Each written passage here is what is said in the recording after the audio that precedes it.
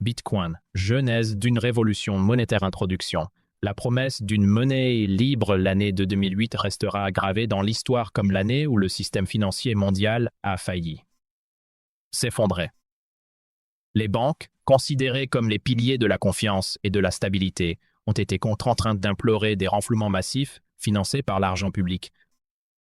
Des institutions vénérables jugées trop grandes pour faire faillite ont exposé la fragilité d'un système bâti sur la dette et surtout sur la confiance accordée à des intermédiaires centralisés.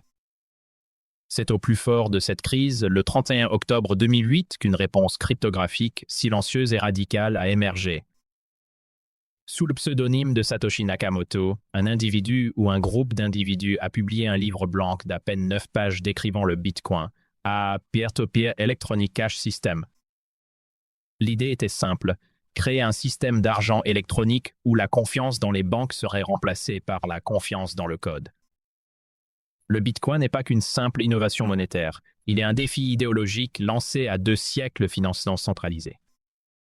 Il propose la première solution concrète et opérationnelle au problème de la double dépense sans nécessité d'autorité centrale. C'est l'aboutissement de décennies d'expérimentation menées par les cypherpunks, ces activistes, pour qui la cryptographie était le seul moyen de garantir la liberté individuelle à l'ère numérique. Ce livre a pour objectif de retracer l'histoire complète de cette genèse, de l'échec des monnaies numériques antérieures à la reconnaissance institutionnelle du Bitcoin comme hors numérique. Structure du livre, le voyage de la confiance au code première partie. Les racines de la cryptographie s'intéressent au contexte historique et idéologique. Nous explorerons l'échec de projets comme DigiCash, le manifeste cypherpunk et les contributions techniques des précurseurs qui ont permis de cerner, mais sans le résoudre, le problème de la double dépense. Deuxième partie, la naissance est le cœur du mystère. Nous analyserons le livre blanc de Satoshi, le moment solennel du bloc genèse et son message politique codé, ainsi que les théories entourant l'identité et le départ définitif du créateur. Troisième partie, l'adolescence de Bitcoin couvre les années de maturation entre 2010 et 2013. C'est l'époque de la première transaction réelle, le Pizza Day, de la montée en puissance de l'échange Mt. Gox, des premiers chocs de sécurité et de la première bulle spéculative. Quatrième partie, la maturité et l'héritage examinent les défis de la croissance, notamment les guerres de l'échelle, le débat sur la taille des blocs, la naissance des forks comme Bitcoin Cash, et l'impact final de l'invention de Satoshi sur l'économie mondiale, notamment avec l'émergence des contrats intelligents et d'Ethereum. Ce récit est l'histoire d'un code qui est devenu une monnaie, d'une idée obscure qui est devenue un actif mondial, surtout d'un changement fondamental dans notre perception de ce que signifie la confiance dans l'ère numérique. Première partie, les racines de la cryptographie et de la monnaie numérique, les précurseurs. Chapitre 1, l'ère avant le Bitcoin, les racines de la monnaie numérique, si l'invention du Bitcoin. Explosée sur la scène mondiale en 2008, elle n'est pas sortie de nulle part. Satoshi Nakamoto s'est tenu sur les épaules de géants, des cryptographes, des informaticiens et des libertariens qui cherchaient depuis des décennies à créer une monnaie électronique véritablement privée. Cependant, toutes les tentatives antérieures s'étaient heurtées à 2 obstacles majeurs, la nécessité d'un tiers de confiance et le problème redoutable de la double dépense. 1. L'échec des monnaies numériques centralisées, DigiCash et eGold. Dans les années 1995, la première vague de monnaie numérique est apparue, souvent avec des objectifs de confidentialité. L'exemple le plus célèbre fut DigiCash, fondé par le cryptographe David Chaum. DigiCash, lancé en 1985, utilisait un mécanisme de signature aveugle pour garantir que la banque ne puisse pas tracer qui dépensait quel jeton. L'idée était brillante, créer une monnaie numérique qui respecte l'anonymat de l'argent liquide. Cependant, DigiCash restait fondamentalement centralisé, une entreprise unique et émettait et garantissait les jetons, créant un point de défaillance unique, single point of failure. Lorsque DigiCash a fait faillite en 1998, la monnaie a disparu avec l'entreprise. L'échec a prouvé qu'une monnaie privée, si elle est centralisée, est vulnérable aux régulateurs et aux faillites commerciales. Plus tard, eGold, en 1966, a tenté d'adosser sa monnaie à des réserves d'or physique. Il a rencontré un succès notable avant d'être fermé par le gouvernement américain en 2008, accusé de faciliter le blanchiment d'argent et la fraude. L'histoire de Gold a confirmé la leçon. Si une monnaie est contrôlée par une entité identifiable et légalement responsable, elle peut être démantelée par l'État. 1.2. Le mouvement cypherpunk, la nécessité du code FES à ses échecs, une communauté clandestine de passionnés de cryptographie, les cypherpunks, a développé une idéologie radicale, la vie privée, nécessaire à une société ouverte à l'ère électronique. Nous devons la créer nous-mêmes. Comme l'a écrit Eric Yu, les cypherpunks, voire chapitre 2, ont compris que la solution n'était pas l'anonymat seul, mais la décentralisation. La monnaie devait fonctionner sans chef, sans banque et sans aucune entité capable de l'éteindre. Ils ont fourni les briques technologiques essentielles, les systèmes de chiffrement, les signatures numériques et l'idéologie libertaire qui exigeaient une monnaie incensurable. 1.3. Les premières tentatives cryptographiques, plusieurs tentatives, souvent issues du mouvement cypherpunk, ont frôlé l'invention de Bitcoin en résolvant certaines parties du puzzle Hashcash Adam Back. 1947, ce système utilisait la preuve de travail en Proof of Work, POW. Pour envoyer un email, l'expéditeur devait effectuer un petit calcul coûteux en temps machine. Le destinataire vérifiait facilement le calcul. Cela rendait l'envoi de spam, courrier indésirable, trop coûteux. Bitcoin reprendra directement le POW de Hashcash comme son mécanisme de minage. B-Money, VD, 1988. VD a décrit un concept de monnaie électronique anonyme et distribuée, proposant un système où les participants devaient s'accorder sur les transactions si on les enregistrait. C'était un pas crucial vers le consensus distribué. B-Gold, Nick Szabo, 1988. Nick Szabo est allé plus loin, décrivant un système où la monnaie serait créée en chaînant des preuves de travail cryptographique. Szabo a anticipé l'idée de la rareté numérique basée sur le coût énergétique du calcul. Et en tant qu'atteint. L'énigme de la double dépense, malgré ses avancées, un obstacle fondamental demeurait, le problème de la double dépense. Dans le monde numérique, l'information est facile à copier. Si vous envoyez un fichier, vous gardez une copie. Comment garantir qu'un utilisateur n'envoie pas la même unité de monnaie à deux destinataires différents en même temps? Dans les systèmes centralisés, comme PayPal ou DigiCash, c'est la banque qui maintient le registre et garantit que l'argent est dépensé une seule fois. Mais comment réaliser cette vérification dans un réseau décentralisé où personne ne fait confiance à personne sans aucune autorité centrale? Il fallait un système qui non seulement enregistre les transactions, mais qui s'accorde sur l'ordre chronologique de ces transactions. C'est la résolution de ce problème en liant cryptographie, économie et théorie des jeux via la blockchain qui allait devenir le génie unique de Satoshi Nakamoto. Chapitre 2. Les héros de l'anonymat. Les cypherpunks, si le chapitre 1 a établi le terrain technique et les échecs des premières monnaies numériques centralisées, le chapitre 2 plonge dans le cœur idéologique du projet Bitcoin, le mouvement cypherpunk. Né au début des années 1980, ce groupe informel de cryptographes, de mathématiciens et d'activistes se distinguait par une conviction profonde et radicale, l'avenir de la liberté individuelle à l'ère numérique dépendrait entièrement de la capacité des citoyens à utiliser la cryptographie pour se protéger. Pour eux, les institutions financières et gouvernementales étaient des menaces à la vie privée et seule la technologie pouvait servir de bouclier. 2.1. Le manifeste.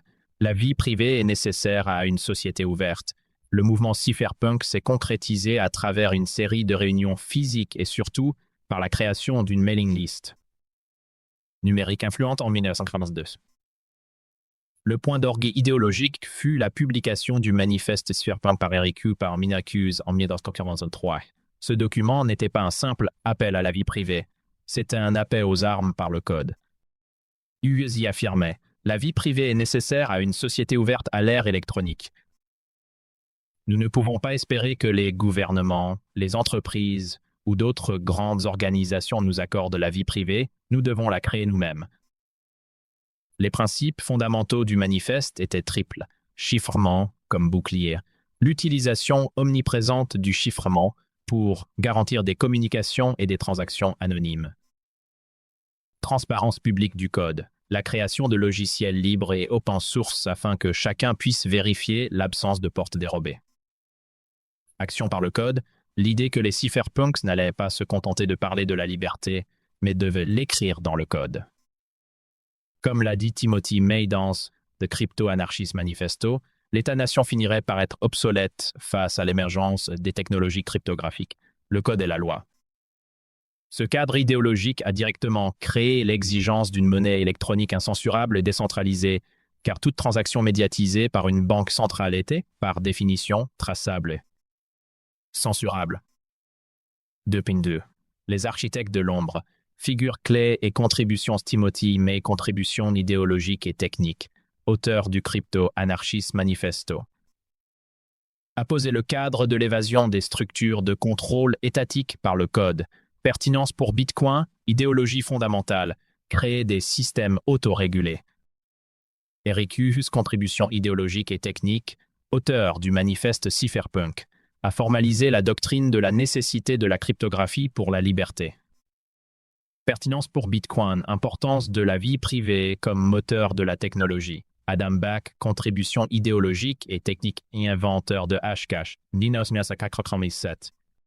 Hashcash utilisait le concept de la preuve de travail, Proof of Work (POW), pour limiter le spam par email en exigeant un petit calcul avant l'envoi. Pertinence pour Bitcoin, le POW de Hashcash est le mécanisme de base que Satoshi a adapté pour sécuriser la blockchain de Bitcoin. Vaidé, contribution idéologique et technique, créateur de Bemon et 1998. Ce concept décrivait un système de cash électronique anonyme et distribué qui permettait aux utilisateurs de signer des transactions et de les diffuser via un réseau. Pertinence pour Bitcoin, le premier à décrire un système monétaire nécessitant une vérification par tous les participants. Satoshi y fait explicitement référence dans le livre blanc. Nick Szabo, contribution idéologique et technique, inventeur de Beagle de 1998.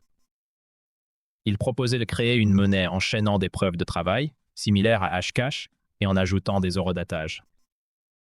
Pertinence pour Bitcoin, le concept le plus proche d'un système de monnaie numérique basé sur la rareté et le coût énergétique, anticipant les mineurs de Bitcoin.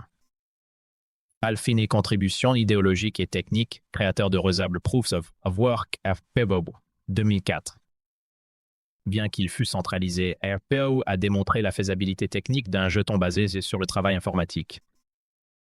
Pertinence pour Bitcoin, il fut le premier développeur à recevoir une transaction de Satoshi Nakamoto et a été essentiel au début du réseau. 2.3. Des outils à la monnaie. Le défi de l'eurodatage, l'héritage des cypherpunks a fourni les deux piliers techniques de Bitcoin. Le chiffrement à clé publique, permettant aux utilisateurs de signer des transactions de manière sécurisée, leur clé privée, et de recevoir des fonds, leur adresse publique. La preuve de travail, POW, créant une rareté numérique artificielle en rendant coûteuse la création de nouveaux jetons. Cependant, il restait une lacune majeure. Comment synchroniser l'eurodatage de toutes ces preuves de travail sans l'intervention d'une horloge centrale? Si Nick Szabo ou Wade créent une preuve de travail, comment s'assurer que cette preuve ne soit pas réutilisée avant qu'elle ne soit diffusée et enregistrée par tous les participants du réseau? C'est là que le problème de la double dépense revenait hanter les cypherpunks. Ils avaient le code pour l'anonymat, le code pour la rareté, mais il leur manquait le code pour le consensus décentralisé. Il leur fallait un système de registre distribué qui non seulement enregistrait les transactions, mais s'accordait aussi sur l'ordre chronologique de celles-ci. Leur quête s'est arrêtée juste avant la dernière pièce du puzzle, la chaîne de blocs, blockchain, qui, en liant cryptographiquement des preuves de travail eurodatées, transformerait le coût du travail en preuve irréfutable de l'histoire des transactions. Le mouvement cypherpunk a posé la question, Satoshi Nakamoto allait fournir la réponse. Deuxième partie, la naissance, le mystère Satoshi Nakamoto, chapitre 3, l'acte de création, le livre blanc, White Paper. Le 31 octobre 2008, le monde était en pleine débâcle financière. Les banques centrales pompaient des milliards dans un système chancelant et la confiance dans les institutions traditionnelles atteignait son point le plus bas depuis des décennies. C'est dans ce contexte de crise systémique que Satoshi Nakamoto, utilisant une simple adresse email chiffrée, a envoyé à une petite liste de diffusion de cryptographes et de cypherpunks un document d'à peine 9 pages, intitulé Bitcoin, a Peer-to-Peer Electronic Cash System. Ce livre blanc n'était pas seulement une proposition technique, c'était un manifeste silencieux contre la confiance. Il commençait par cette phrase percutante. Une version purement pair à pair d'argent électronique permettrait que les paiements en ligne soient envoyés directement d'une partie à une autre sans passer par une institution financière. 3.1. Le génie de la synthèse. La résolution du problème de la double dépense. Satoshi n'a pas inventé la cryptographie à clé publique, ni la preuve de travail. Son génie réside dans l'intégration harmonieuse de concepts préexistants pour résoudre enfin le problème de double dépense sans dépendre d'un tiers de confiance centrale. La solution était la chaîne de blocs blockchain. Pour la première fois, le problème du consensus décentralisé était résolu grâce à 3 innovations techniques majeures combinées. La preuve de travail, Proof of Work, POW, adapté de Hashcash, là. POW force les mineurs à dépenser de l'énergie, du temps machine, pour trouver un nonce qui rend la signature du nouveau bloc valide. Cette dépense énergétique rend la fraude, en particulier la double dépense, prohibitivement coûteuse. Le système d'horodatage distribué, chaque bloc contient un horodatage et le hachage du bloc précédent. Enchaînant ces blocs, on crée un registre dont l'ordre chronologique est protégé cryptographiquement.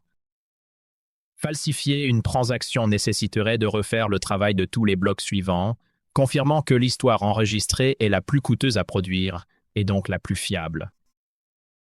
La règle de la chaîne la plus longue, en cas de désaccord ou de tentative de fraude. La règle simple du protocole est de toujours considérer la chaîne qui a accumulé la plus grande preuve de travail la plus longue comme la chaîne valide. Cela garantit que le réseau s'accorde naturellement sur une seule et même histoire des transactions. 3.2. De l'échec des monnaies précédentes à l'UTXO, alors que les tentatives précédentes comme DigiCash ou eGold utilisaient un modèle de compte centralisé où l'on vérifie un solde, Satoshi a introduit un système mais plus proche de l'argent physique, le modèle UTXO, une transaction output. Dans ce modèle, les bitcoins ne sont pas stockés dans des comptes comme à la banque. Au lieu de cela, chaque bitcoin est un jeton issu d'une transaction précédente qui n'a pas encore été dépensée, un UTXO. Pour dépenser des fonds, l'utilisateur doit prouver qu'il possède la clé privée correspondant à l'UTXO. Une transaction Bitcoin est donc la destruction d'un ensemble d'UTXO existant et la création d'un nouvel ensemble d'UTXO destiné aux destinataires. Ce modèle est intrinsèquement plus simple à vérifier pour le réseau car il ne nécessite pas la connaissance du solde total du compte de l'utilisateur. En encapsulant ces concepts dans un document concis, Satoshi Nakamoto n'a pas seulement proposé une monnaie, mais une toute nouvelle approche de la confiance numérique. Il a remplacé la nécessité de faire confiance aux intermédiaires par la confiance dans les lois de la cryptographie et de l'économie. Chapitre 4. La mise en œuvre, le lancement et le bloc genèse. La publication du livre blanc le 30 octobre 2008 n'était que la promesse d'une révolution. La véritable naissance de Bitcoin en tant que système vivant et fonctionnel s'est produite 2 mois plus tard, au début de 2009. C'est à ce moment que l'idée est devenue code et le code argent. 4. Le 3 janvier 2009, le bloc genèse, après des mois de codage discret, Satoshi Nakamoto a publié la première version du logiciel Bitcoin pour Windows le 3 janvier 2009. Ce jour-là, à 18h45 GMT, il a miné le bloc 0 connu sous le nom de bloc genèse. Ce premier bloc, fondateur de la chaîne, était unique à plusieurs égards. Il ne contenait aucune transaction, à l'exception du coin base, la récompense de 50 BTC pour le mineur Satoshi lui-même, qui ne fut jamais dépensé. Il ne pouvait pas être validé selon les règles du protocole actuel, car les règles de la blockchain n'étaient pas encore pleinement opérationnelles. L'importance historique de ce bloc réside cependant dans le message qu'il contenait, gravé pour l'éternité dans ses métadonnées. The Time 03 juin 2009 Chancellor on brink of second Belfort. Banks, cette phrase, tirée du titre du journal britannique The Team du jour même, servait de preuve d'horodatage irréfutable, prouvant que le bloc n'avait pas été miné avant cette date. Mais, plus important encore, elle était un commentaire politique amé. Satoshi utilisait le bloc Genèse non seulement pour démarrer un protocole, mais pour exprimer la raison d'être économique et idéologique de Bitcoin, la crise de la dette et la faillite morale du système bancaire centralisé qui nécessitait un nouveau sauvetage, Bellew. 4.2. Al-Fini, le premier utilisateur une fois le logiciel lancé et le bloc Genèse établi, le réseau est resté en sommeil pendant quelques jours. Le bloc 1, le premier bloc réellement miné par un utilisateur, est apparu le 9 janvier 2009.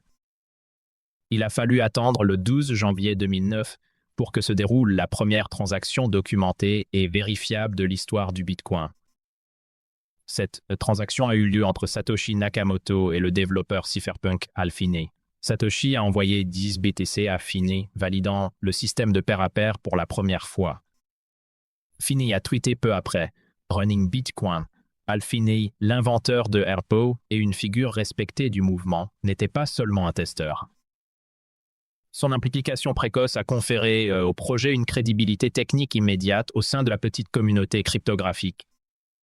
Fini a compris l'importance de Bitcoin avant presque tout le monde et a été le premier à s'assurer que le système était été robuste, c'était prêt à accueillir d'autres mineurs. 403. Les premières années d'anonymat pendant près d'un an, Bitcoin est resté un projet obscur, fascinant quelques dizaines de cryptographes et d'idéologues. Les 50 BTC minés dans chaque bloc n'avaient aucune valeur monétaire réelle. Ils étaient échangés principalement pour tester le protocole ou offerts en cas d'ado. C'était un réseau de zéro valeur, alimenté uniquement par la conviction et l'idéologie cypherpunk. Cette période initiale, caractérisée par une croissance lente et un intérêt strictement technique, fut essentielle. Elle a permis au protocole de mûrir, de révéler ses failles, qui furent corrigées par Satoshi, et de s'établir comme un système décentralisé avant même d'attirer l'attention du grand public ou des régulateurs. Chapitre 5. Qui est Satoshi Nakamoto?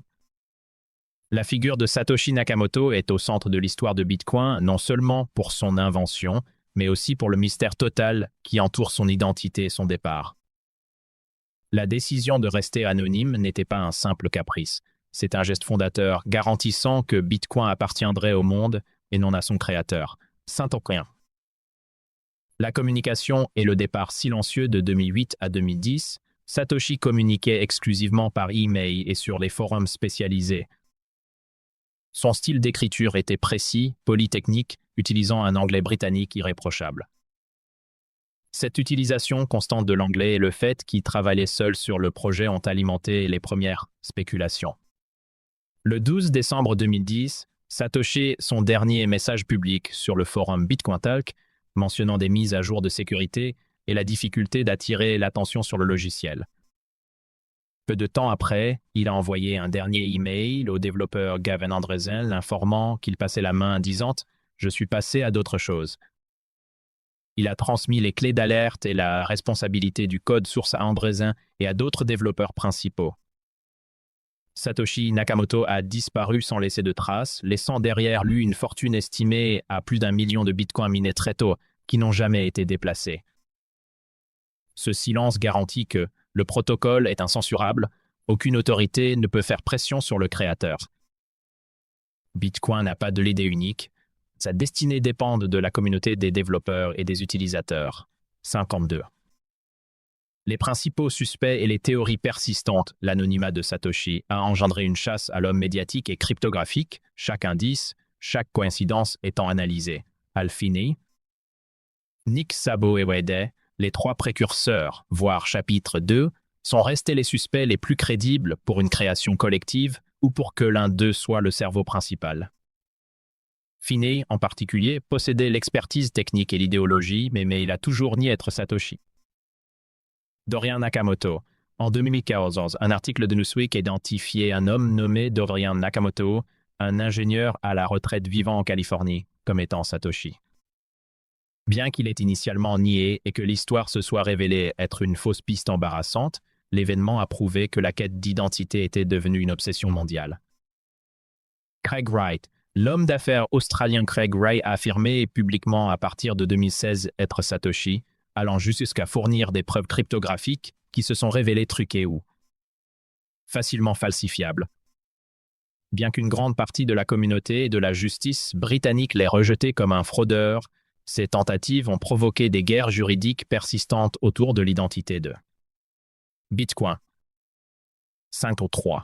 La signification de l'anonymat, quelle que soit l'identité réelle de Satoshi, son choix d'anonymat est peut-être son plus grand cadeau à Bitcoin. En s'effaçant, il a assuré l'immuabilité et la décentralisation du projet. Bitcoin est une idée. Il ne peut être poursuivi en justice, ni enfermé, ni corrompu par la gloire ou le pouvoir. L'anonymat de Satoshi est la métaphore parfaite pour un système qui repose sur la confiance dans le code et non dans les individus.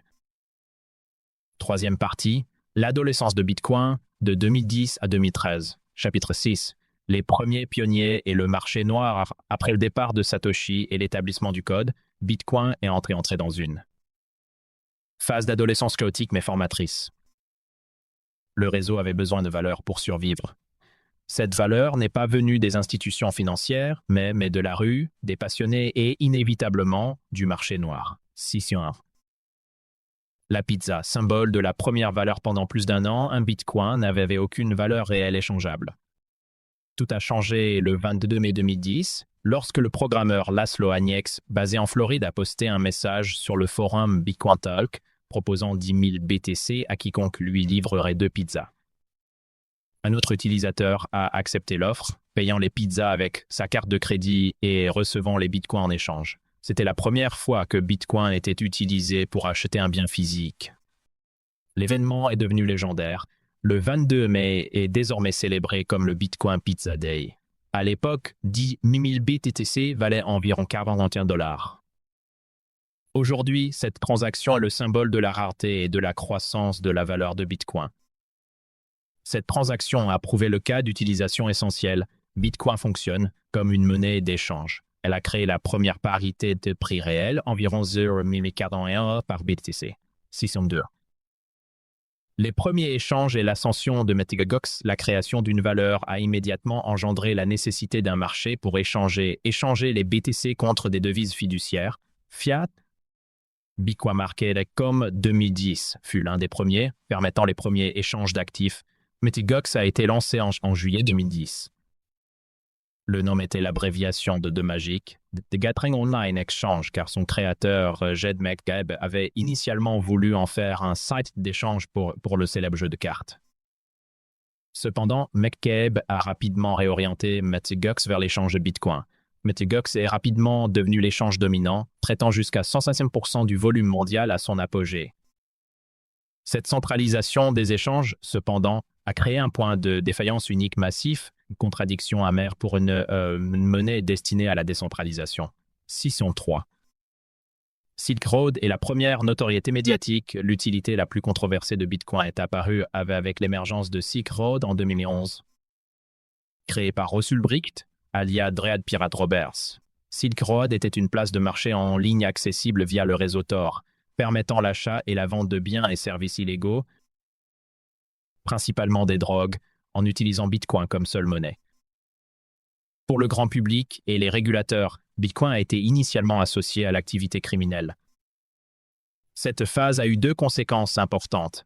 Preuve d'incensurabilité, malgré les tentatives des forces de l'ordre, Bitcoin a prouvé qu'il pouvait permettre d'être des transactions véritablement incensurable, renforçant sa valeur pour ceux qui cherchaient une liberté financière totale.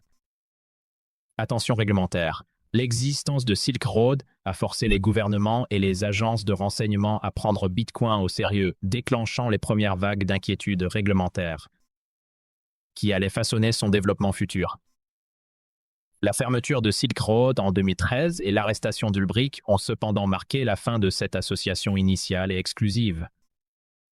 Chapitre 7. La première grande crise et la montée en puissance. Si les premiers jours étaient consacrés à la survie technique et à l'établissement du code, la période de 2011-2013 a été marquée par les premiers tests de la résilience du protocole, des crises de sécurité majeures et l'arrivée du Bitcoin sur la scène médiatique mondiale. 7.1. L'incident du débordement de valeur, Value Overflow Incident. Même dans ses premiers jours, Bitcoin n'était pas parfait. Le 15 août 2010, un bug critique a été découvert dans le code, l'incident du débordement de valeur Value Overflow Incident. Un attaquant a exploité une faille pour créer une transaction unique qui a généré 184 milliards de bitcoins, bien plus que la limite totale de 21 millions de BTC. Le risque était existentiel. Si ces bitcoins contrefaits étaient acceptés, ils détruisaient la rareté et, par conséquent, toute la valeur du réseau. Réaction immédiate. Satoshi Nakamoto et les développeurs principaux ont réagi en quelques heures.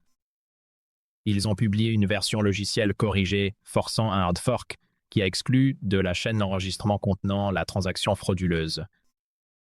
Leçon apprise. Cet incident a prouvé que la décentralisation de Bitcoin était encore un travail en cours, mais surtout que la communauté était capable de s'organiser pour défendre l'intégrité du protocole, confirmant la maxime. Le code est la loi, mais l'humanité maintient le code. Septembre 2. Le premier bull run et le crash de 2011, l'année 2011 a vu le premier cycle spéculatif majeur de l'histoire du Bitcoin. En avril, la valeur de Bitcoin a grimpé au-delà de $1 pour la première fois.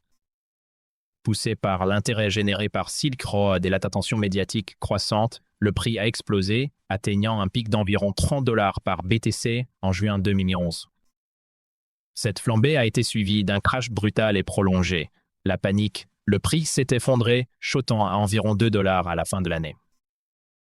Ce crash était exacerbé par les vulnérabilités de l'échange dominant Mt. Gox. La brèche de sécurité de Mt. Gox. En juin 2011, Mt. Gox a été piratée. Les attaquants ont volé des milliers de BTC et ont manipulé les prix pour vendre massivement, exacerbant la chute. Pour la majorité des observateurs, Bitcoin était mort. Pourtant, pour les fidèles, cette volatilité n'était qu'un bruit de fond. Ils comprenaient que la valeur du réseau ne résidait pas dans le prix, mais dans la continuité ininterrompue de la production de blocs. L'effet Lindy commençait à opérer. Plus Bitcoin survit, plus il est probable qu'il survive encore. Setting 3. La reconnaissance institutionnelle initiale, malgré la volatilité, la période de 2012-2013 a marqué un tournant. Les bitcoins sont revenus à plus de $10, puis ont entamé une ascension vertigineuse. Création de la fondation Bitcoin. En 2012, les principaux acteurs de la communauté ont créé la Bitcoin Foundation pour standardiser et protéger le protocole. Le premier halving. En novembre 2012, la récompense pour le minage a été réduite de 50 BTC à 25 BTC. Cet événement, inscrit dans le code, a prouvé la rareté mathématique du système et a été un catalyseur pour le marché. Le sommet de 2013, poussé par l'intérêt des investisseurs chinois et le début de la couverture médiatique sérieuse, Bitcoin a atteint un sommet de près de $200 fin 2013. Bitcoin était passé d'une idée marginale de cypherpunk à un actif financier d'une valeur marchande de plusieurs milliards de dollars, préparant le terrain pour la prochaine vague de défis techniques et idéologiques. Quatrième partie, la maturité et l'héritage chapitre 8, les guerres de l'échelle, Scaling Wars. Le succès de Bitcoin a révélé son principal goulot d'étranglement, sa capacité à traiter les transactions. Conçu pour être sécurisé avant d'être rapide, le protocole limite la taille de chaque bloc de la blockchain à 1 mégaoctet, MO. Cette limite, initialement introduite par Satoshi pour contrer les attaques de spam, est devenue, à mesure que le nombre d'utilisateurs augmentait, un obstacle majeur, donnant lieu aux guerres de l'échelle Scaling Wars. 8.1. Le débat sur la taille des blocs. Le grand schisme vers 2015, le réseau Bitcoin atteignait régulièrement sa capacité maximale de traitement, soit environ 3 à 7 transactions par seconde, TPS. Cette congestion a conduit à des frais de transaction élevés et à des retards, menaçant l'utilité de Bitcoin en tant que système de cash électronique pair à pair. La communauté s'est scindée en deux factions irréconciliables, les Big Blockers, partisans des grosses blocs. Menés par des figures comme Roger Ver et le développeur Gavin Andresen, ils estimaient qu'il fallait augmenter la limite de taille des blocs à 8 mots ou plus pour accommoder plus de transactions sur la chaîne principale. Leur objectif était de maintenir l'utilité de Bitcoin comme monnaie de paiement rapide et bon marché. Les small blockers, partisans des petits blocs, soutenus par le gros de l'équipe de développement principale Bitcoin Core et par la majorité des utilisateurs, ils affirmaient que l'augmentation de la taille des blocs compromettrait la décentralisation. Des blocs plus gros nécessitent des ordinateurs plus puissants pour le stockage, ce qui exclurait les petits nœuds et centraliserait le minage. Leur vision était de faire de Bitcoin un actif de réserve numérique digital gold, utilisant la chaîne principale uniquement pour les transactions de grande valeur, Return. Les solutions d'échelonnage et la résolution technique face à l'impasse politique, les développeurs de Bitcoin Core ont mis l'accent sur les solutions techniques qui n'augmenteraient pas la taille du bloc, mais optimiseraient l'espace de la chaîne et créeraient de nouvelles couches pour les paiements quotidiens. Segwit, Segregated Witness. Activé en 2017, Segwit était une mise à jour qui déplaçait la signature, le témoin d'une transaction hors de la partie principale du bloc. Cela a libéré de l'espace, augmentant la capacité effective de la chaîne sans augmenter la limite des DMO, tout en corrigeant un bug de flexibilité des transactions. Le Lightning Network, cette solution de deuxième couche, Layer 2, permet aux utilisateurs d'ouvrir des canaux de paiement hors chaîne pour effectuer des transactions instantanées et presque gratuites. Seule l'ouverture et la fermeture du canal sont enregistrées sur la blockchain principale. Le Lightning Network incarne la philosophie des small blockers. La blockchain principale est sécurisée, les paiements quotidiens se font au-dessus. 8.3. La scission, le hard fork Bitcoin Cash lâche l'incapacité à trouver un consensus a conduit à une scission majeure, ou hard fork, le NER août 2017. Le groupe des Big Blockers a créé une nouvelle monnaie, Bitcoin Cash BCH, avec une limite de blocs portée à 8 mots, plus tard à 32 mots. Cet événement a prouvé la nature open source et la liberté du protocole. N'importe qui peut copier le code de Bitcoin et créer une nouvelle monnaie, mais la valeur et le réseau ne suivent que la chaîne que la majorité des mineurs et des utilisateurs respectent. La majorité est restée fidèle au Bitcoin original BTC, solidifiant la position du BTC comme monnaie de base et actif de réserve. Chapitre 9. L'héritage du code et l'économie cryptographique. Le succès de Bitcoin a dépassé la simple création d'une monnaie numérique. Son véritable héritage réside dans l'invention de la technologie de la blockchain et la preuve qu'un consensus décentralisé peut fonctionner à l'échelle mondiale, conduisant à la création d'une toute nouvelle économie, le monde de la cryptographie. 9.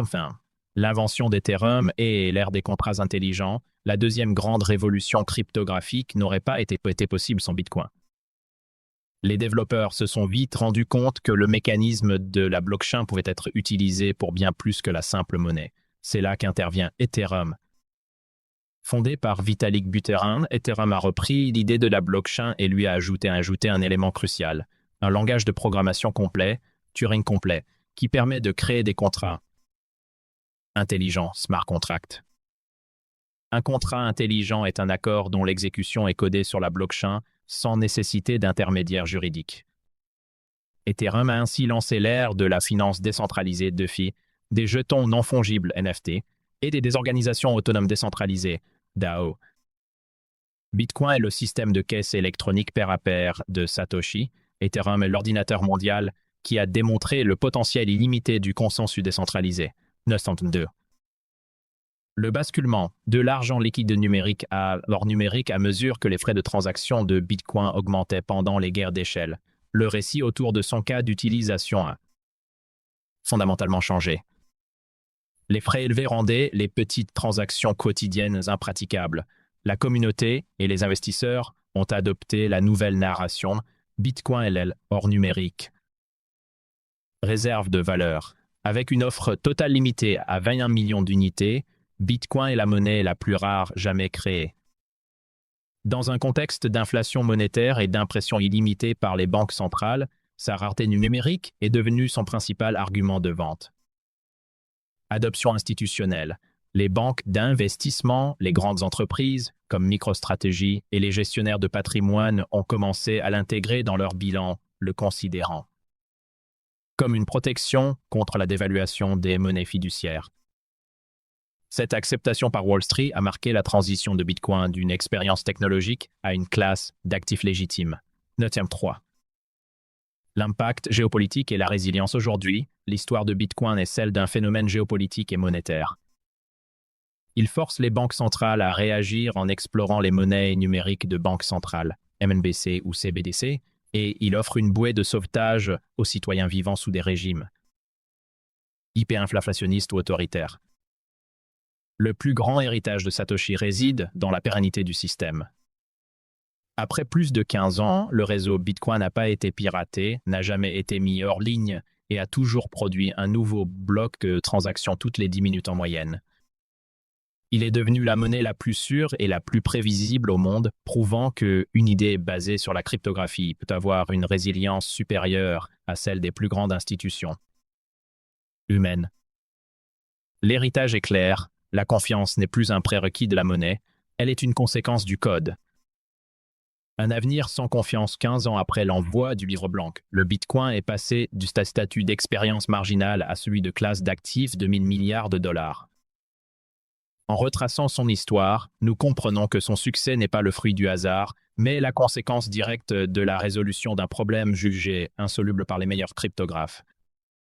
Pendant des décennies, le génie de Satoshi Nakamoto n'a pas été d'inventer des éléments entièrement nouveaux, mais de les orchestrer dans un ensemble parfait, lié à la preuve de travail à une chaîne de blocs pour créer un système de registre immuable dont l'histoire est la plus coûteuse à falsifier.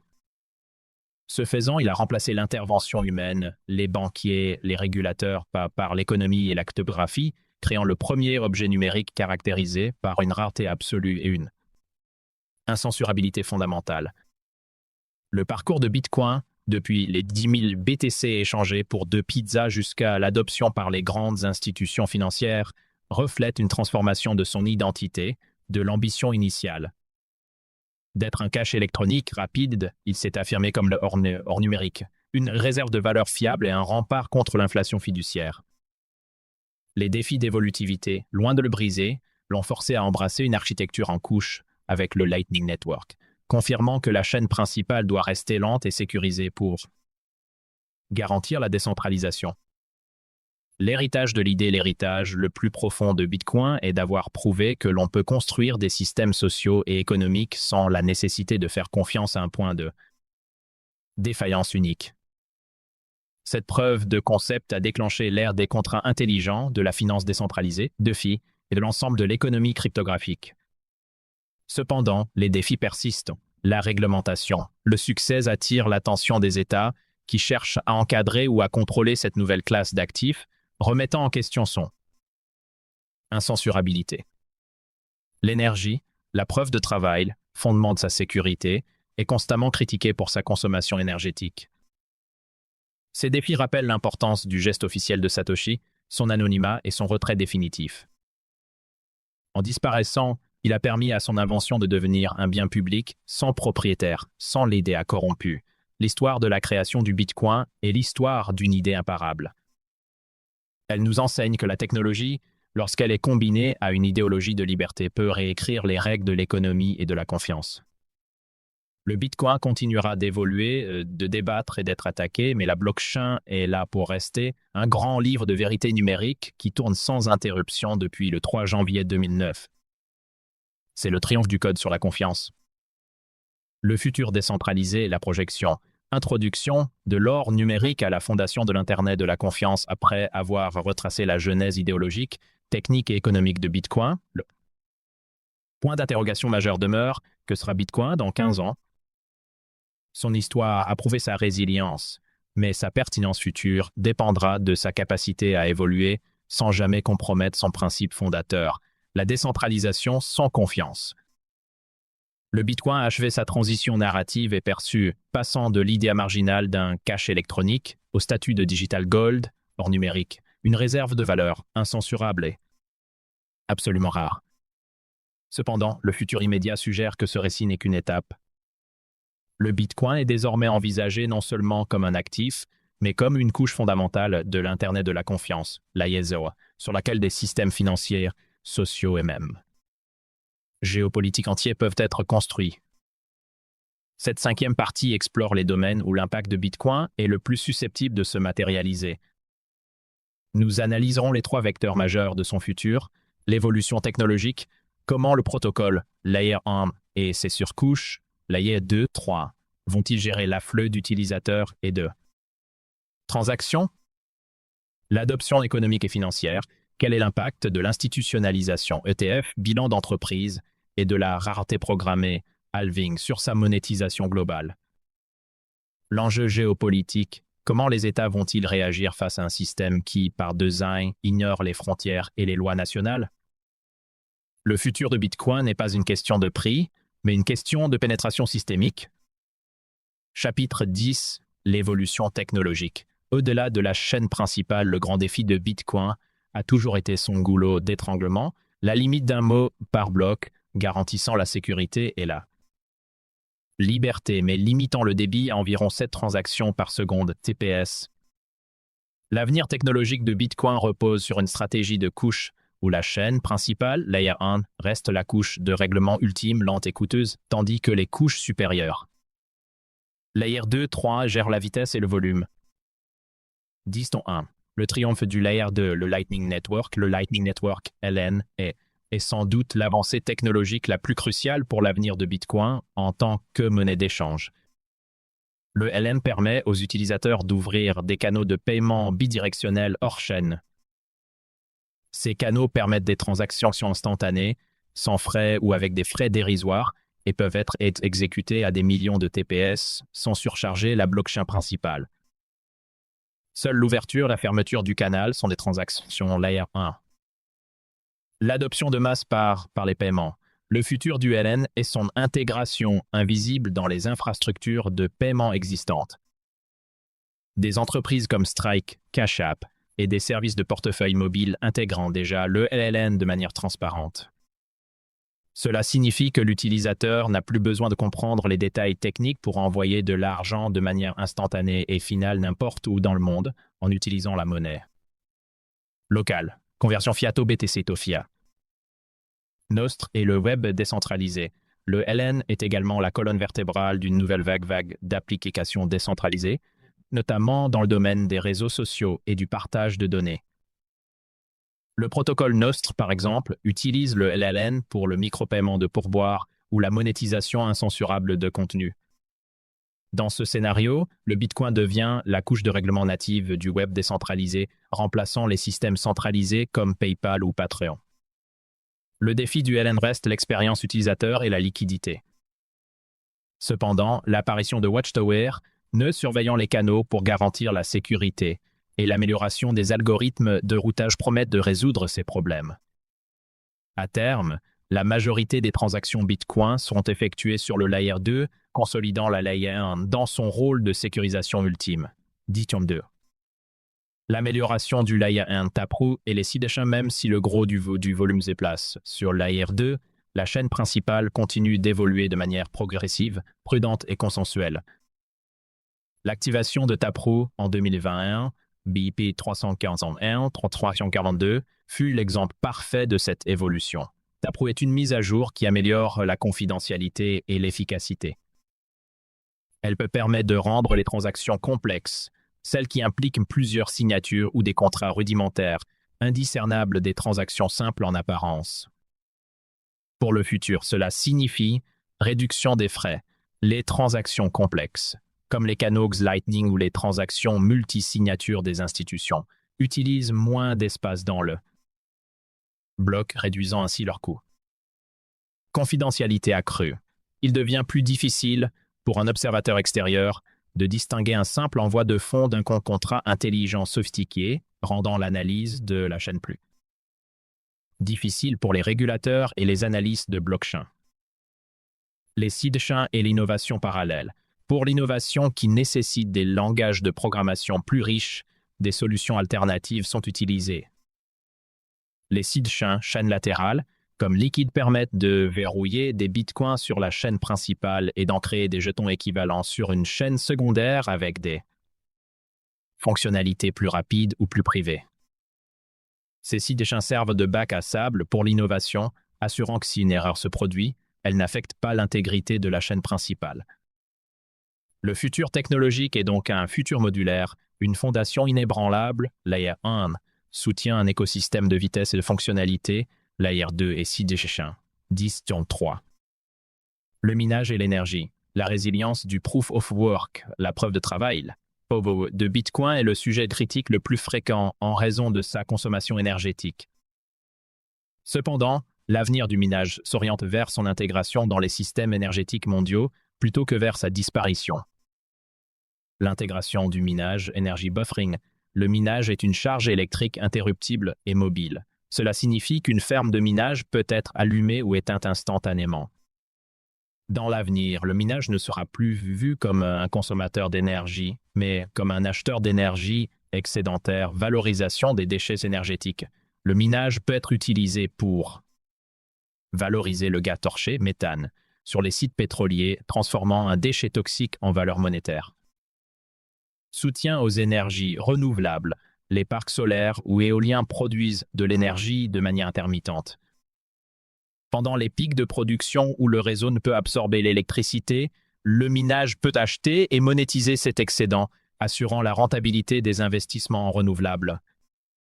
Le défi de la sécurité à long terme, Fee is a subsidy. Après chaque halving, la récompense en BTC pour les mineurs diminue.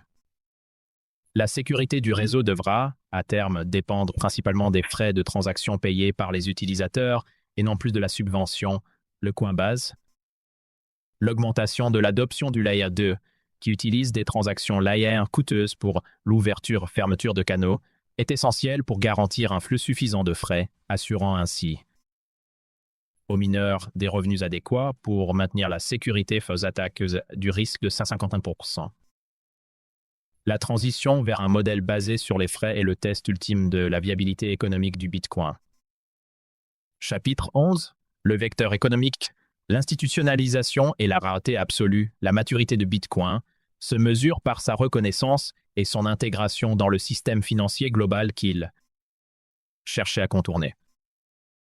L'avenir économique est marqué par deux forces principales, la légitimation par Wall Street et l'effet mécanique de la rareté programmée.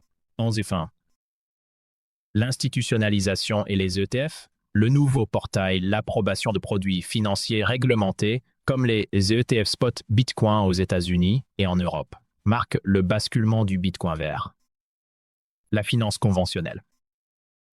Effet à long terme. Accessibilité du capital. Les ETF ont ouvert le Bitcoin aux fonds de pension, aux fonds souverains et à la gestion de patrimoine qui légalement ne pouvaient pas détenir de Bitcoin physique. Cela fait passer l'actif d'un marché spéculatif de détail à une classe d'actifs macroéconomiques. Réduction de la volatilité. L'arrivée de capitaux institutionnels profonds tend à stabiliser la volatilité relative de l'actif, le faisant évoluer comme d'autres actifs de réserve. Or, obligation. Légitimation. Le fait que les acteurs majeurs de la finance traditionnelle, comme BlackRock ou Fidelity, proposent des produits Bitcoin change la perception politique et réglementaire. Il devient extrêmement difficile pour un gouvernement occidental de l'interdire sans créer un choc financier majeur pour ses propres institutions. Le futur financier du Bitcoin ne se jouera plus dans les petits échanges, mais dans les grandes chambres de compensation. Le Bitcoin est en train de devenir la monnaie de base de l'économie numérique traitée par les mêmes mécanismes, ETF, options, futurs, que l'or, le pétrole et les devises majeures. 11.2. Le quatrième halving est la pression déflationniste, le processus de halving, réduction de moitié de la récompense de minage, est la manifestation la plus puissante de l'économie programmée du Bitcoin. L'événement de 2024, réduisant la nouvelle offre à environ 450 BTC par jour, accentue la rareté. La rareté vs l'offre monétaire globale, l'impact du halving est mathématique. Le taux d'inflation annuel de Bitcoin en dessous de 1% après le halving de 2024, le rendant plus rare que l'or, dont l'offre augmente d'environ 5 à 2% par an. Pendant que les banques centrales continuent d'augmenter l'offre de monnaie fiduciaire, phénomène d'expansion quantitative easing, l'offre de Bitcoin se contracte systématiquement. L'avenir verra le marché réagir de plus en plus à ce choc d'offres prévisible, les halvings transformant les bitcoins des mineurs en un actif de plus en plus précieux. 11.3. L'hyperbitcoinisation, Théorie et réalité, le terme hyperbitcoinisation décrit un scénario théorique où le bitcoin deviendrait l'unité de compte mondial de choix, remplaçant les monnaies fiduciaires dans les transactions quotidiennes, l'épargne et les contrats internationaux.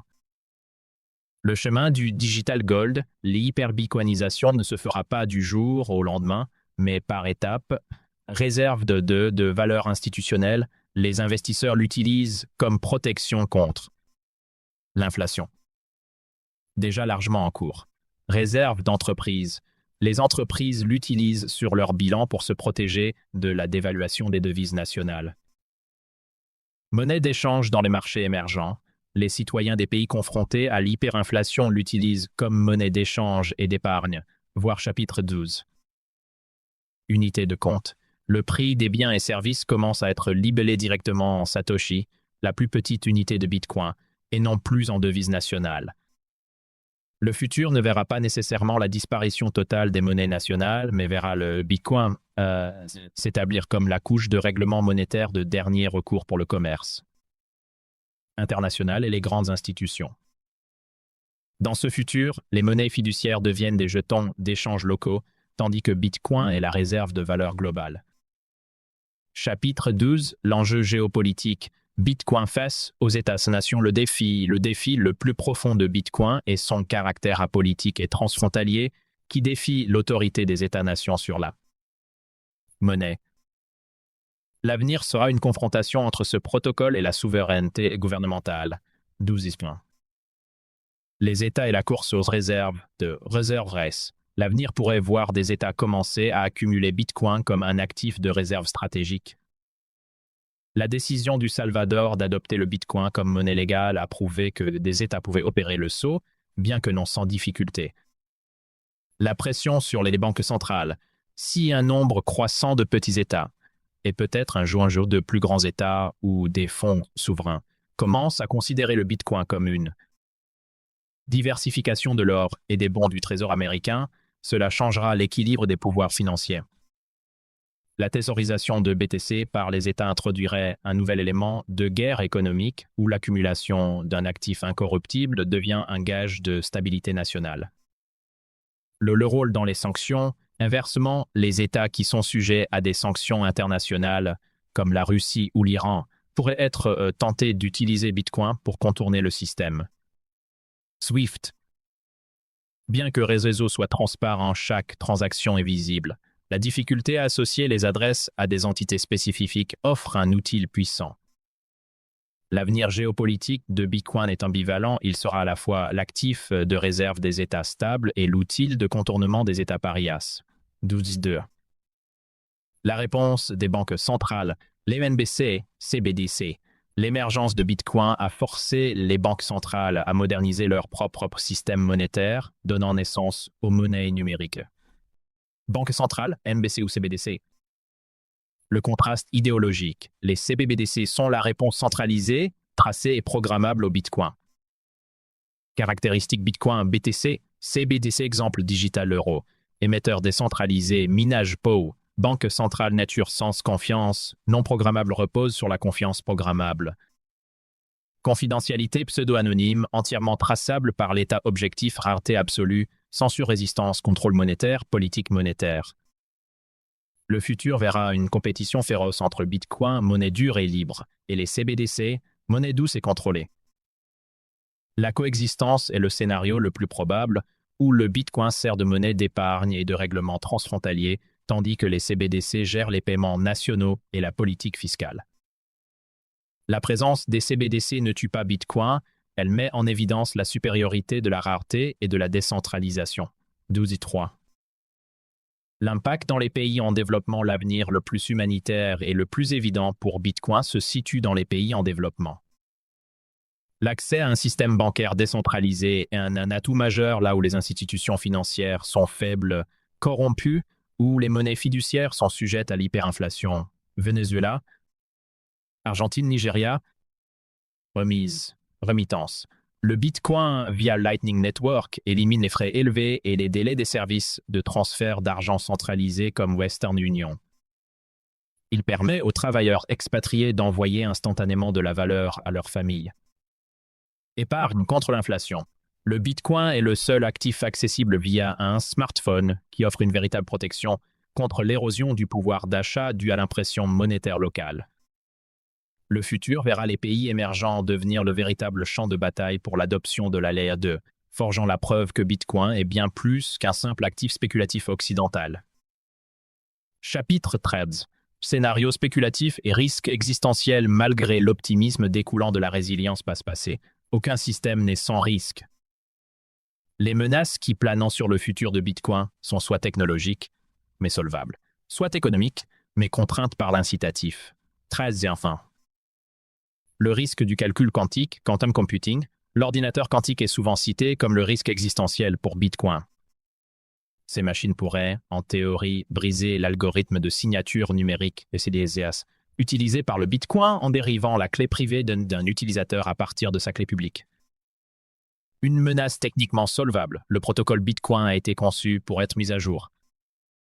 La réponse à la menace quantique réside dans la cryptographie post-quantique, PQC, des algorithmes résistants aux attaques quantiques, par exemple les schémas de signature basés sur les treillis. La menace est davantage un problème d'ingénierie logicielle qu'une faille fondamentale du protocole. Il est prévu que les développeurs mettront en œuvre des mises à jour pour migrer le réseau vers la PQC bien avant que des ordinateurs quantiques suffisamment puissants ne deviennent une menace réelle. Le plus grand risque n'est pas le piratage du réseau, mais la paresse à effectuer la migration à temps. 13.2. La centralisation du minage et le risque 51%, le risque d'une attaque des 51% demeure théoriquement possible. Si une seule entité, un pôle de minage ou un État, parvient à contrôler plus de la moitié du hash rate total du réseau, elle pourrait, en théorie, censurer des transactions ou annuler ses propres paiements double dépense. L'économie contre l'attaque, ce risque est contrecarré par l'économie et la théorie des jeux, l'approche de Satoshi. Coût prohibitif, le coût de l'acquisition et du maintien de 51% du hash rate mondial est astronomique, des milliards de dollars de matériel et de dépenses énergétiques constantes. Destruction de valeur. Si une attaque de 51% s'en réussissait, elle détruirait instantanément la confiance dans le Bitcoin, entraînant une chute libre de son prix. L'attaquant se retrouverait avec un contrôle majoritaire d'un actif sans valeur, perdant ainsi son investissement. L'incitatif économique fondamental de Bitcoin est de coopérer et non détruire. L'avenir du minage verra probablement une décentralisation géographique accrue, avec l'émergence de pools de minage plus petits, ce qui réduira le risque perçu de centralisation. Conclusion, l'immuabilité au cœur de la révolution, l'histoire du Bitcoin est la démonstration que les institutions de la confiance peuvent être remplacées par le code cryptographique. Son avenir ne réside pas dans sa capacité à se transformer en un système rapide comme Visa, mais dans son aptitude à demeurer la couche de règlement la plus lente, la plus coûteuse à pirater et la plus sécurisée de la planète. Le futur décentralisé, c'est un monde où le Bitcoin sert de vérité fondamentale, il garantit l'heure, la rareté et la finalité des règlements, pendant que les couches supérieures, Lightning Network, Sidechain, gèrent le volume et la vitesse nécessaires à l'utilisation quotidienne. Le Bitcoin a survécu à ses pionniers, à ses crises de croissance, à ses guerres d'échelle et à l'assaut de la finance mondiale. Il est devenu la monnaie par défaut de l'Internet, sans propriétaire ni chef. Le vrai triomphe du code sur la confiance n'est pas la promesse de la révolution, mais l'acte de sa pérennité. Livre blanc du Bitcoin, un système de paiement électronique, pair à pair Satoshi Nakamoto résumé, une version d'un système de paiement pair à pair permettrait des paiements en ligne, direct d'une partie à l'autre sans passer par une institution financière. Les signatures digitales fournissent une partie de la solution, mais les principaux bénéfices sont perdus si un tiers de confiance est encore nécessaire pour éviter les doubles paiements. Nous proposons une solution au problème de la double dépense en utilisant un réseau pair à pair.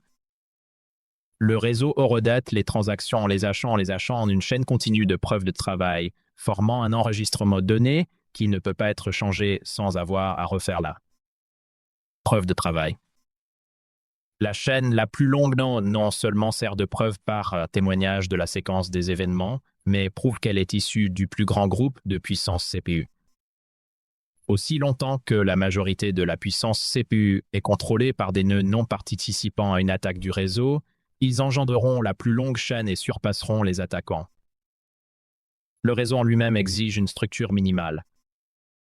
Les messages sont diffusés au mieux et les nœuds peuvent quitter et rejoindre le réseau à leur gré en acceptant la plus longue chaîne de preuves de travail créée en leur absence.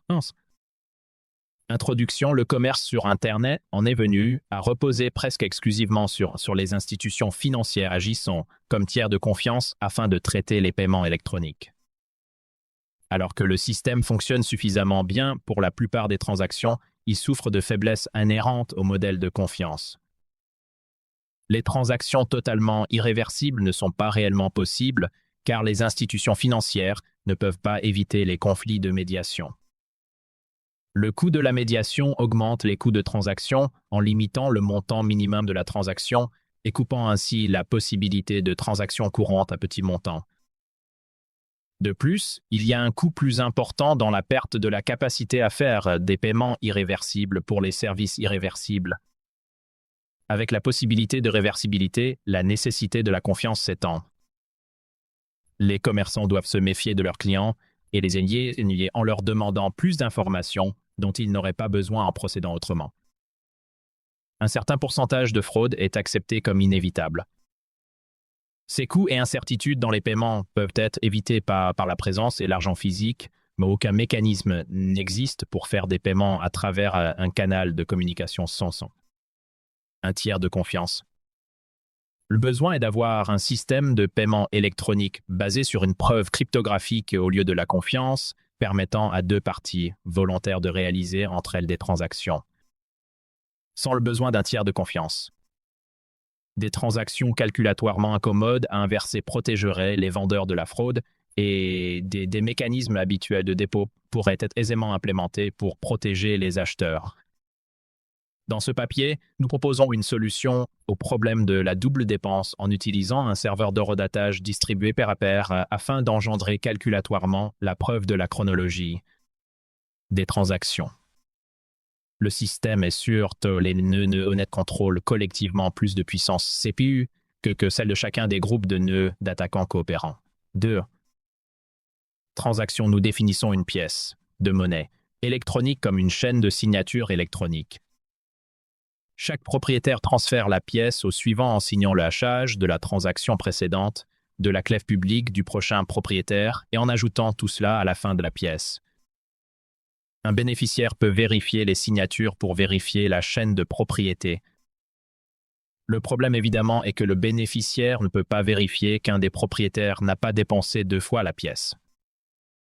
Une solution commune est d'introduire une autorité de confiance ou émetteur de monnaie qui vérifie chaque transaction concernant la double dépense. Après chaque transaction, la pièce doit être renvoyée à l'émetteur de monnaie pour émettre une nouvelle pièce, et seules les pièces émises par l'émetteur sont réputées non dépensées 2 fois. Le problème avec cette solution est que le destin de tout le système monétaire dépend de la société qui émet la monnaie, avec chaque transaction devant passer par elle, juste comme une banque. Nous avons besoin d'un moyen pour le bénéficiaire de savoir que les précédents propriétaires n'ont pas signé de transaction précédente. Pour nos fins, la transaction effectuée le plus tôt est celle qui compte, ainsi nous ne prêtons pas attention aux tentatives suivantes de double dépense.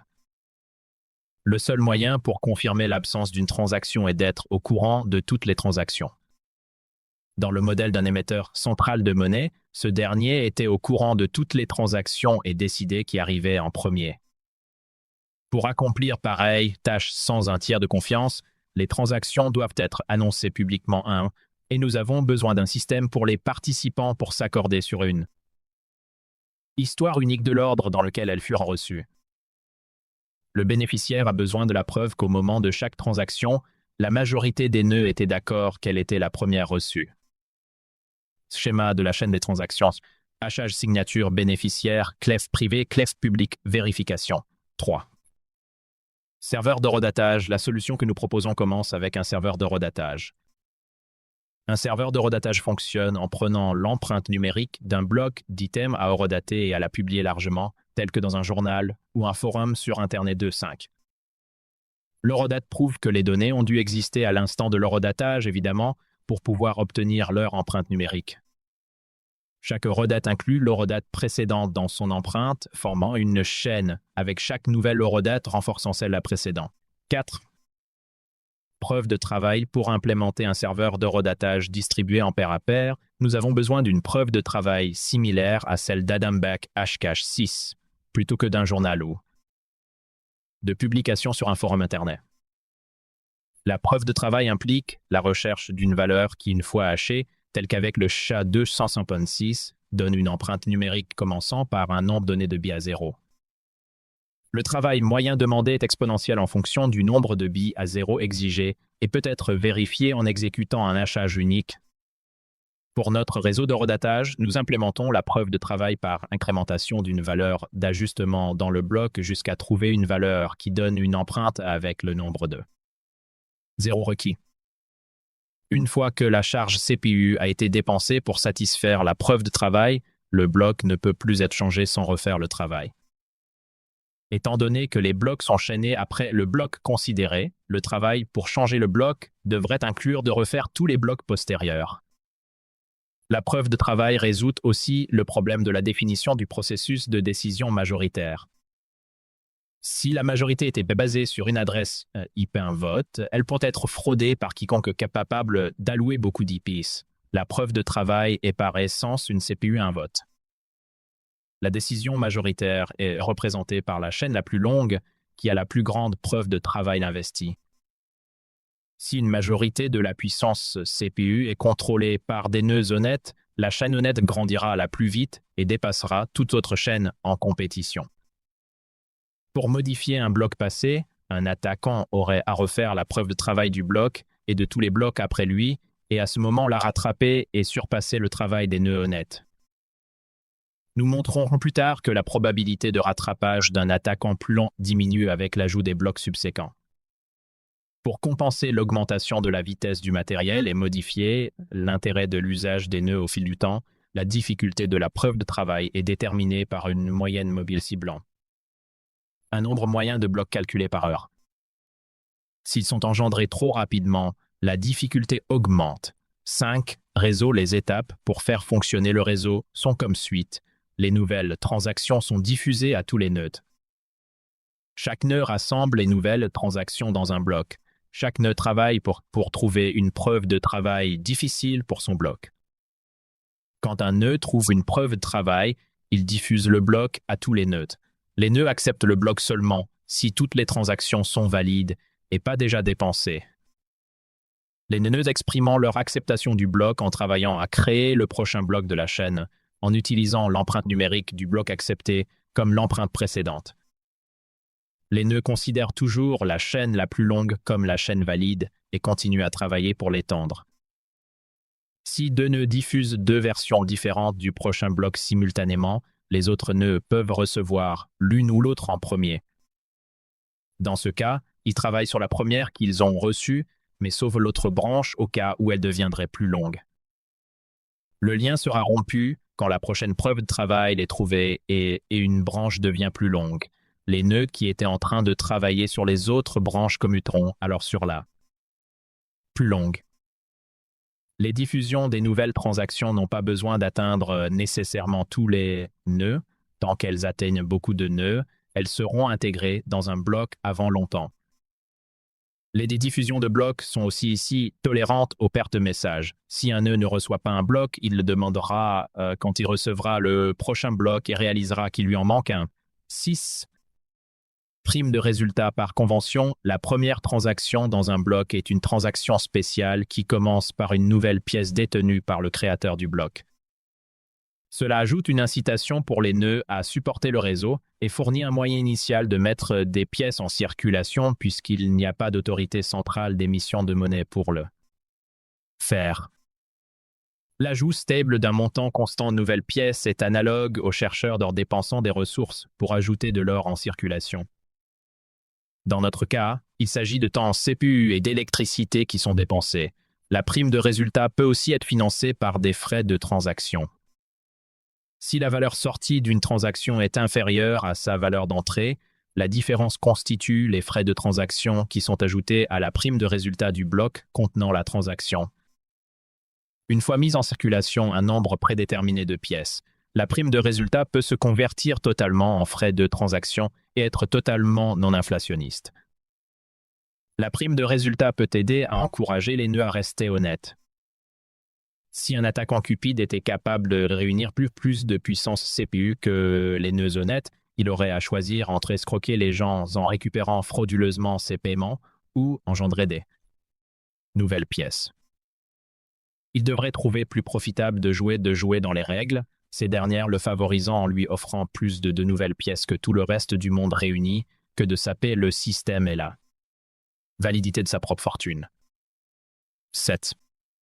Demande d'espace disque une fois que la dernière transaction d'une pièce est enfouie, en dessous de suffisamment de blocs, les transactions de dépenses la précédant peuvent être jetées pour sauver de l'espace disque. Pour faciliter cela sans casser l'empreinte numérique du bloc, les transactions sont tachées dans un arbre de Merkle 725, avec seulement la racine incluse dans l'empreinte numérique du bloc. Les anciens blocs peuvent alors être compactés par rognage des branches de l'arbre. Les empreintes intérieures de l'arbre n'ont pas besoin d'être stockées. Un en-tête de bloc sans transaction devrait être aux environs de 80 octets.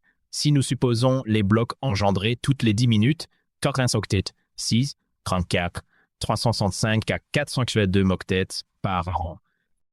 Avec les ordinateurs typiquement vendus avec 2 octets de RAM en 2008 et la loi de Moore prédisant une croissance courante de 1,2 octets par an, le stockage ne devrait pas être un problème même si les en-têtes de blocs doivent être gardées en mémoire.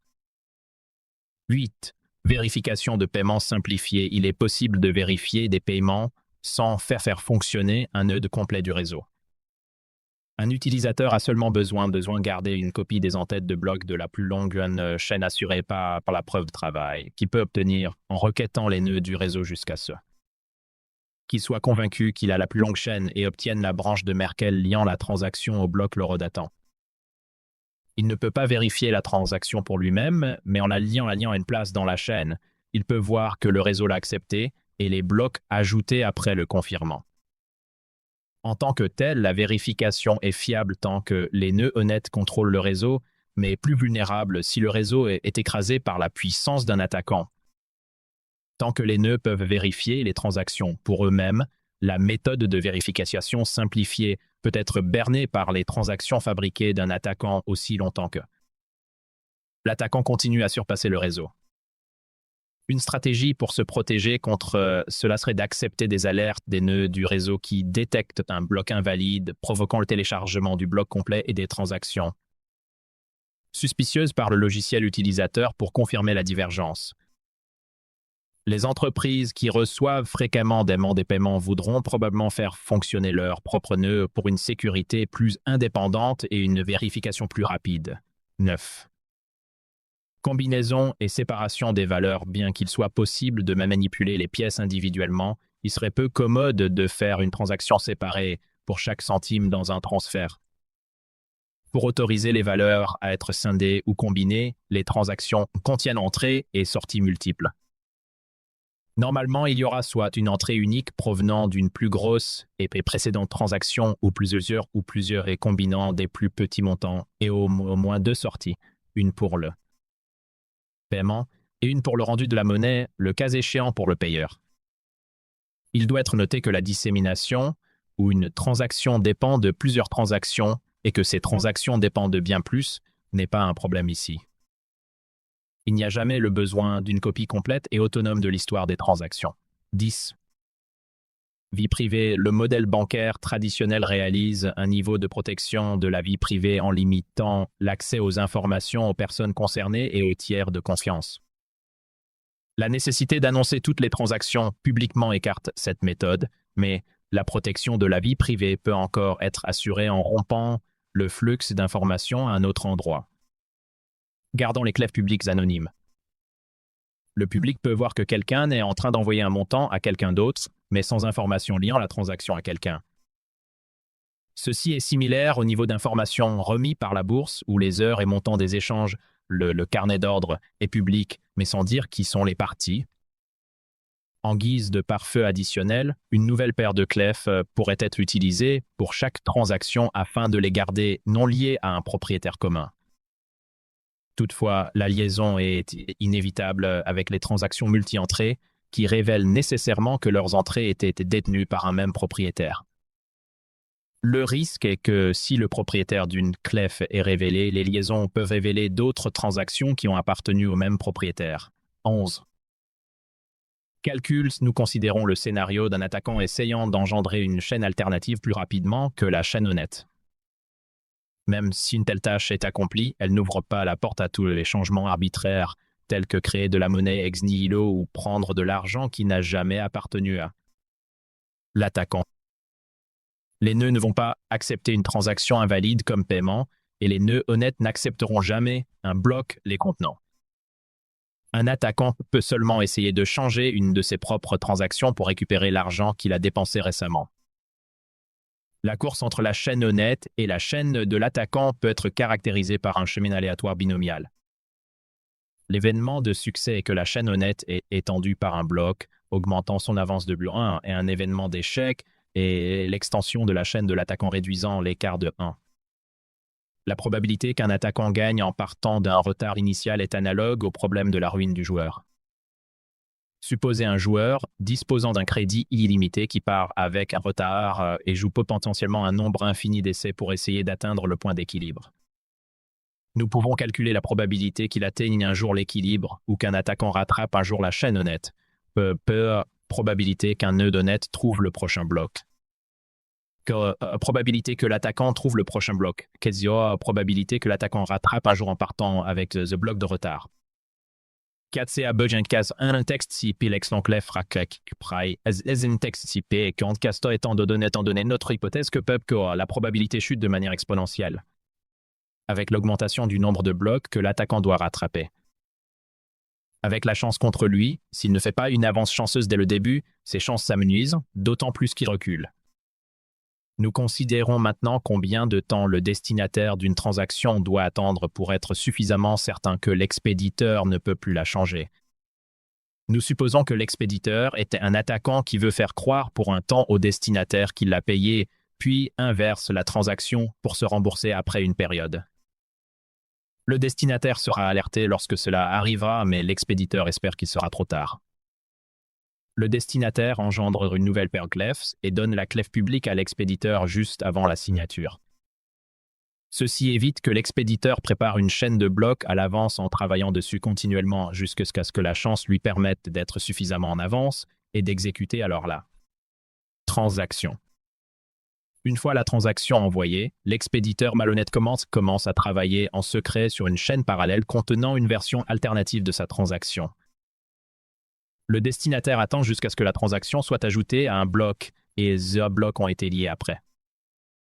Il ne connaît pas l'avancement exact que l'attaquant a réalisé, mais en supposant que les blocs honnêtes ont pris le temps moyen attendu par bloc, l'avancement potentiel de l'attaquant suivra une loi de Poisson avec la valeur attendue. Pour obtenir la probabilité que l'attaquant puisse encore rattraper, nous multiplions la densité de la loi de Poisson pour chaque montant d'avancement qu'il pourrait avoir par la probabilité qu'il est rattrapé depuis ce point. 12. Conclusion, nous avons proposé un système de transactions électroniques se passant de confiance. Nous avons commencé avec un cadre de fonctionnement ordinaire de pièces de monnaie établi par des signatures électroniques qui offre un contrôle puissant de la propriété, mais qui est incomplet, sans moyen d'éviter la double dépense. Pour résoudre cela, nous avons proposé un réseau pair à pair utilisant la preuve de travail pour enregistrer une histoire publique des transactions qui devient rapidement impraticable à un attaquant. De modifier si les nœuds honnêtes contrôlent la majorité de la puissance CPU. Le réseau est robuste dans sa simplicité non structurée. Les nœuds travaillent tous ensemble avec peu de coordination. Ils n'ont pas besoin d'être identifiés puisque les messages ne sont pas routés vers des destinations particulières et ont seulement besoin d'être livrés au mieux. Les nœuds peuvent quitter et rejoindre le réseau à leur gré en acceptant comme preuve la chaîne de preuve travail de ce qui s'est passé en leur absence. Ils votent avec leur puissance CPU, exprimant leur acceptation des blocs valides en travaillant à les étendre et le rejet des blocs invalides en refusant de travailler dessus. Toutes les règles et primes de résultats nécessaires peuvent être imposées avec ce mécanisme de consensus. Note de traduction, cette traduction a été réalisée avec le plus grand soin mais ne prétend en aucun cas être un substitut parfait du document original en anglais de Satoshi Nakamoto. Ce document doit donc être utilisé avec la prudence qui s'impose et il convient d'utiliser les documents originaux pour réaliser toute œuvre dérivée. Pour clôturer cet opuscule du BTC, je dédicace cette première œuvre à mes parents qui n'ont pas de BTC, mes enfants qui n'ont pas de BTC, à ma famille et mes amis qui n'ont pas de BTC, enfin à Satoshi Nakamoto qui a 1 million de BTC et les lectrices et lecteurs qui ont ou pas des BTC. Cela dit, sans me répéter, et pour conclure, je rends hommage à l'esprit d'innovation et de liberté incarné par Satoshi Nakamoto, tout en dédiant cette œuvre à mes proches, qui, loin des crypto-monnaies, m'inspirent par leur soutien indéfectible. Chacun doit tracer son propre chemin à travers ses recherches et ses décisions. Bitcoin, genèse d'une révolution monétaire, Fabien Boulanger.